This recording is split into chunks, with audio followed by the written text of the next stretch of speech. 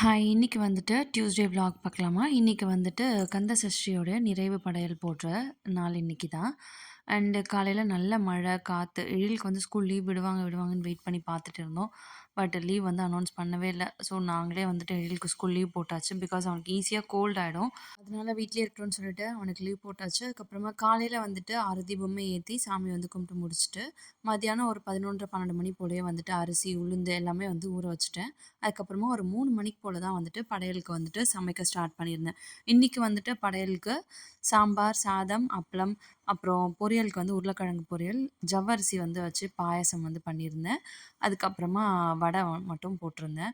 So first வந்துட்டு எல்லா வேலையும் கடகடன்னு முடிச்சுட்டேன். என்னால வந்துட்டு நெறைய பெருசா வீடியோலாம் குக்கிங் வீடியோலாம் எடுக்க முடியல. ஒரு மாரி டயர்டா ஃபீல் ஆயிட்டு இருந்துச்சு எனக்கு.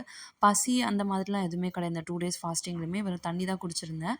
பட் ஒரு மாதிரி ஆஃப்டர்நூன் மேல கொஞ்சம் டயர்டா ஃபீல் ஆச்சு அவ்வளோதான். ஸோ அதனால பெருசா குக்கிங் வீடியோலாம் எதுவும் எடுக்கல. கடகடன்னு ஒன் பை ஒன் சாம்பார், சாதம் அப்புறம் எல்லாமே கடகடன்னு தாளிச்சுட்டு கடைசியில வடை மட்டும் போட்டு எடுத்துட்டு 6 மணிக்கு போல வந்துட்டு படையல் வந்து போட்டிருந்தேன் வீட்ல.